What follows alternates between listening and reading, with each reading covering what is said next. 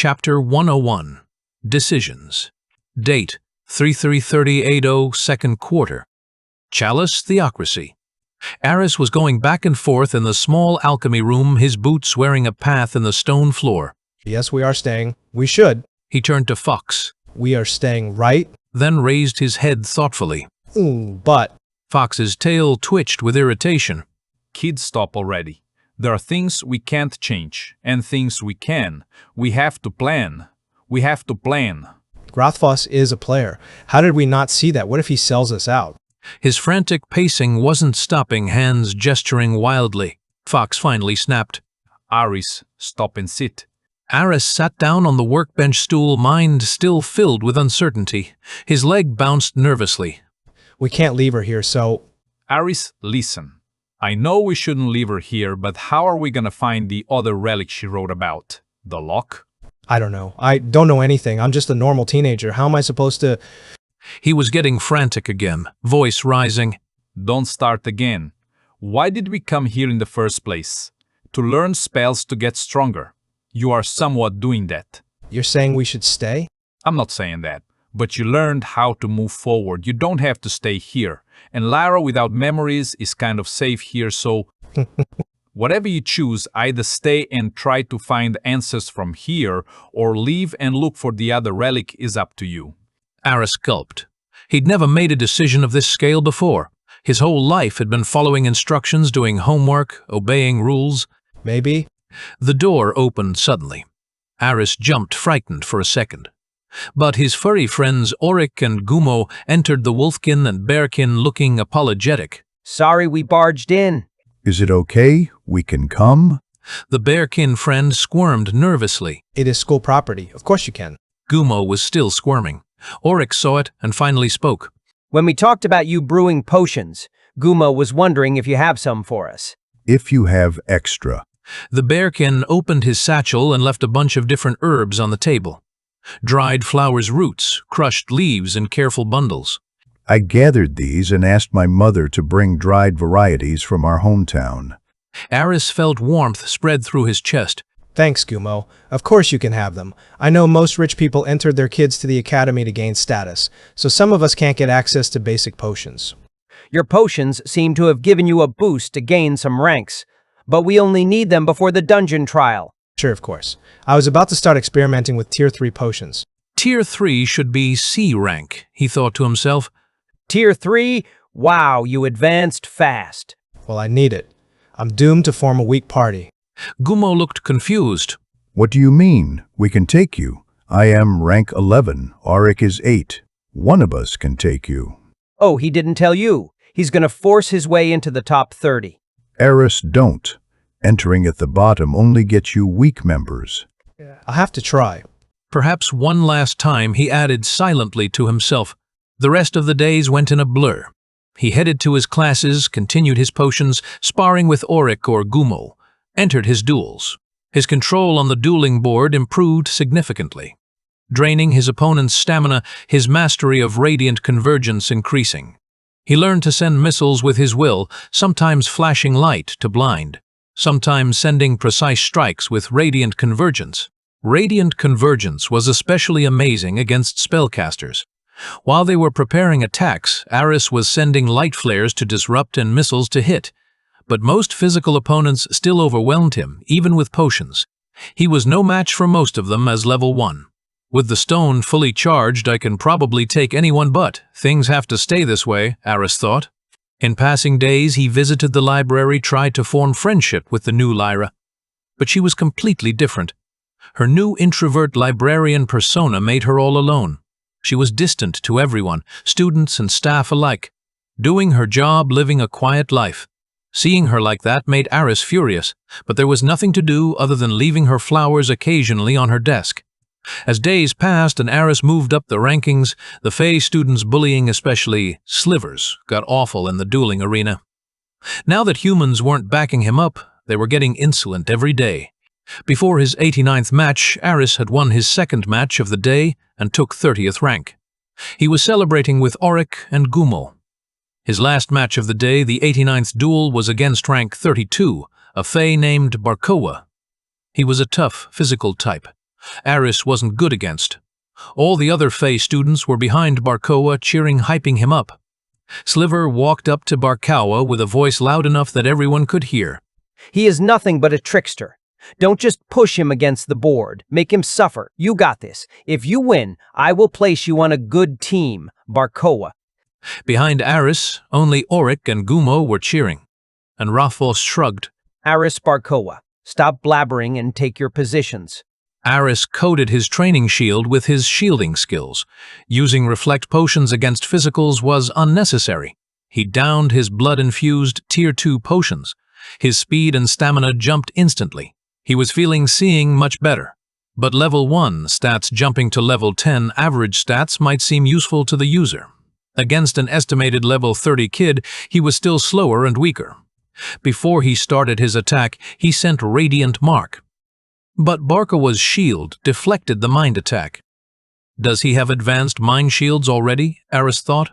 Aris produced his second spell, Radiant Convergence, and started flashing light. But Barkoa was on the move. He made himself smaller behind his shield and charged with force.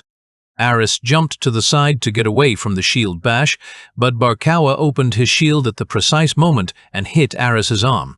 His Radiant Convergence orb concentration was gone. Aris had to charge again to recreate it. This meant loss of momentum. After running around the ring and charging his spell, he kept hearing Faze mocking his running. When Aris couldn't take it anymore and got distracted for a split second, he dropped his shield concentration. Barkoa, with a kick, dropped the wooden shield from his hand. Aris was now in the open without any attack or defense skill. Aris, withdraw. Take the loss. You don't want to get injured before the last games. Auric shouted. Aris, for a split second, seeing his opponent's frantic face, jumped backward to outside of the ring. But Barkoa didn't stop his charge. When he was about to hit Aris, Raphos produced a shield between them. Contain yourself, Barkoa. You won. Fey students were now cheering more loudly, celebrating. Barkoa, when leaving, spoke to Aris. Ooh, coward. With that loss, Aris ranked down to 33. He had 3 matches left, and one was against Sliver Stoneflower. Back in his room that night, Aris stared at the ceiling. Fox curled beside him. You okay? I made my choice. I'm staying. I need to get stronger. If I'm not strong enough, I can't search for a relic to restore Lyra's memories. I can't protect anyone. Fox's tail flicked.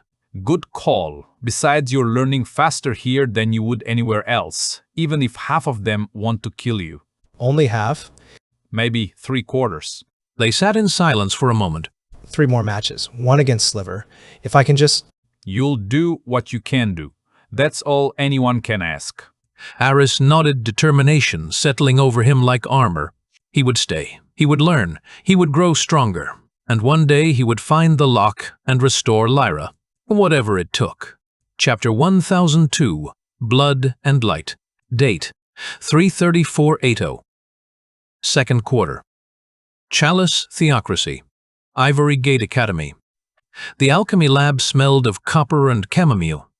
Aris stood over his workstation, hands trembling slightly as he prepared for his most ambitious brew yet. Tier 3 potions.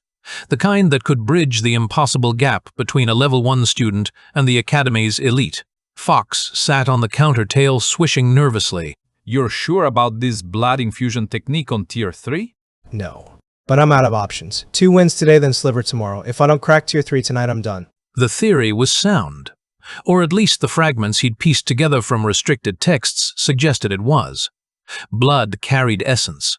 His blood specifically carried the potential of his hidden titles, his accumulated experience. A single drop properly integrated could amplify a potion's effectiveness up to 10-fold, breaking its tier limits. The risk was corruption, unstable reactions, or worse, detection. If the headmaster finds out... He won't. The blood signature dissipates during consumption. All they'll see is enhanced performance. And if it doesn't work? Then I lose to Sliver, get mocked out of the top 30, and spend the next year as everyone's punching bag. But at least I'll have tried. He paused, adding crushed silverleaf. The base mixture bubbled in the alembic, swirling blues and golds reacting to the heat of the conjured flame beneath. Aris watched the colors shift, waiting for the precise moment. Now. His knife drew across his palm. A quick, shallow cut. 3 drops of blood fell into the mixture. The reaction was immediate. The potion erupted in brilliant light colors, swirling faster, taking on a crimson sheen that pulsed like a heartbeat. The essence of blood merged with alchemical compounds, creating something new, something dangerous. Aris's hands moved frantically, adding stabilizers. Frost moss ground pearl, a pinch of salt, blessed under moonlight. The swirling slowed the colors, settling into a deep ruby-red shot through with veins of gold. Did it work? Aris carefully decanted the potion into 3 small bottles. The liquid seemed to glow from within, warm to the touch. Only one way to find out. He uncorked 1 vial and drank. The effect hit like lightning. His vision sharpened to crystalline clarity. Every muscle fiber sang with energy. His mind accelerated, thoughts racing faster than he'd ever experienced. The world seemed to slow around him each second, stretching into eternity. And his mana. It surged, flooding his channels with power that made his Tier 2 potions feel like water compared to wine. Aris, your eyes are glowing. Aris looked at his hands. Faint traceries of light ran beneath his skin, following his veins. It worked. Fox, it actually worked. The sensation faded after a minute, leaving him gasping but unhurt. The enhancement was temporary, maybe 5 minutes at full strength. But in a duel, 5 minutes was everything. You look insane. In a might actually survive tomorrow kind of way. Aris carefully packed the remaining vials. The next morning arrived with the weight of inevitability. Aris's first duel was against a Tier 2 physical fighter named Jaren. Competent but predictable. The blood-infused potion turned it into a slaughter. Aris moved faster than Jaren could track his spells, hitting with devastating precision. Victory in under 2 minutes. Rank 32. The second match, an hour later, faced him against a defensive caster. This time, Aris relied on strategy over raw power, draining his opponent's stamina with carefully timed disruptions before finishing with radiant convergence. Rank 31, 1 win away from the top 30. But between him and that goal stood Sliver Stoneflower. The dueling arena was packed. Word had spread, the human upstart versus the fey prodigy. Aris could feel the eyes on him as he walked to the ring, most hostile. Some merely curious. Only Auric and Gumo cheered from the stands. Sliver stood opposite, radiating confidence in her silver-trimmed robes. Her smile was sharp as broken glass. Ready to be humiliated human? Aris didn't respond. He was too busy centering himself, feeling the weight of the final blood potion in his pocket. Rathvos stepped between them.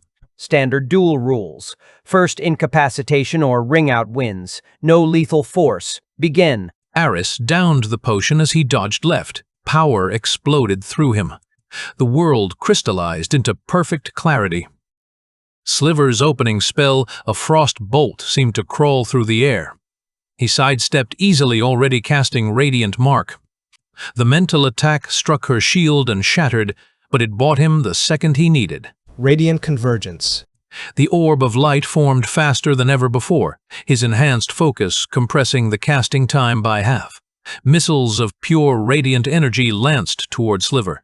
She deflected the first 2 with a shimmering barrier, but the third grazed her shoulder. Her eyes widened in surprise. Fast, but speed won't save you. She began weaving a Tier 2 spell. Complex hand movements, words of power in the old tongue. Aris recognized it. Frozen Chains, a binding spell that could immobilize for crucial seconds. He wouldn't let her finish. Flashing across the ring, his speed boosted beyond natural limits. Aris closed the distance. His shield, coated in his protective aura, slammed toward her casting hands. Sliver twisted away, athletic, despite being a caster. The spell broke, but she was already preparing another. For the first time in months of dueling, Aris almost matched her speed. They danced across the ring. Spell and counterspell, attack and defense. Aris's enhanced reflexes let him predict her movements, dodge her strikes. But every spell she landed made him wince. Her power was immense, each impact like being struck with a hammer wrapped in ice. A frost bolt caught his side. Pain exploded through his ribs, but the potion kept him moving. Another spell, shards of ice, cut shallow wounds across his arms. Blood welled, but he ignored it. Radiant convergence. He shouted again, the orb reforming. Missiles peppered her defenses, forcing her back step by step. She snarled and raised both hands. The air grew heavy, oppressive. Her mana surged far more than a Tier 2 spell required. Tier 3. Holy smite. Her voice rang with power. A pillar of golden-white light erupted from above, divine judgment made manifest. It descended toward Aris like the wrath of gods. No time to dodge, no time to shield, only instinct. Aris threw himself into a roll, his potion-enhanced speed carrying him just beyond the spell's center. The edge of the holy light clipped his shoulder, and agony unlike anything he'd experienced tore through him. But something else happened too. As the spell washed over him, his mind accelerated by blood magic, and desperation saw its structure, its weaving, its fundamental pattern. Skill learned. Holy Smite, Tier 3. I was waiting for this. Best Tier 3 spell inside Chalice's arsenal. The notification flickered in his vision even as he crashed against the ring's edge barely inside the boundary. Sliver stood in the ring's center, breathing hard, certain of victory. Stay down, human. You've lost. Aris's body screamed in protest. The potion was fading, its effects waning. His stamina was nearly empty, but he had one trick left. Using every ounce of his remaining strength, Aris pushed himself upright. Now that his blood potion ran out, he started using blood initiate perks, pulling every inch of strength from his body. Blood dripped from his shoulder, his arms a dozen small wounds. But his hands were steady. My turn. Sliver's eyes widened in disbelief as Aris began the same hand movements she'd just used. The same words of power pulled from the spell pattern he'd absorbed moments ago. No, you couldn't possibly. Holi, Essamite. Golden light erupted from Aris's hands, raw and unrefined but undeniably Tier 3. The pillar descended toward Sliver. She reacted on instinct, her own hands weaving desperately. Frozen prison. Ice erupted from her hands in a giant burst, the defensive spell forming just as Holy Smite struck. The two Tier 3 spells collided with a sound like breaking crystal. The impact shattered Sliver's ice prison, sending her flying backward. She hit the ground hard, sliding toward the ring's edge. But the backlash of the frozen prison coated the whole ring, including Aris's feet, in thick ice. Already exhausted and hurt, Aris couldn't free his legs. His legs gave out. He collapsed forward, tumbling across the ring. Both fighters went down. Both slid toward opposite edges of the ring. The arena fell silent. Time seemed to freeze as both duelists lay partially outside the ring. Sliver unconscious inside the boundary, Aris conscious but equally disqualified. Rathvos stepped forward, examining the scene. His expression was unreadable. Simultaneous ring out. The duel is a draw. The arena erupted in confusion. Some cheered, most booed. The Fey students screamed protests. Aris lay there unable to move, staring at the sky. A draw. After everything, a draw. He'd matched Sliver's speed, survived her Tier 3 spell, even learned and used it against her. But he hadn't won. Only thing he did was knock her out of the Rank 1 contest, Rank 31. Still outside the top 30. Auric and Gumo rushed to his side, helping him up. That was incredible. You cast a Tier 3 spell? Didn't matter. Still lost. Across the ring, Sliver was being helped up by her companions. She looked at him with an expression he'd never seen before. Not contempt, not amusement, hatred, and perhaps a little fear. As the crowd dispersed, still arguing about the outcome, Rathvos approached. He spoke quietly, barely audible over the noise. 31st is nothing to be ashamed of, especially for someone like you. Like someone who learned a Tier 3 spell mid-combat. Keep pushing, kid. You're closer than you think. His eyes held that same knowing look. Aris nodded weakly, too exhausted to respond. Back in the alchemy lab that night, Fox found him staring at his hands. You okay? I think I will stay and graduate from here. I still have too much to learn and advance. Without these advancements, if I am not strong enough, I can't search for a relic to restore Lyra's memories. Good call. Aris smiled faintly. Besides, I learned Holy Smite. That's worth something. That's worth everything. You're the only human student with a Tier 3 offensive spell. That changes things. Maybe it does.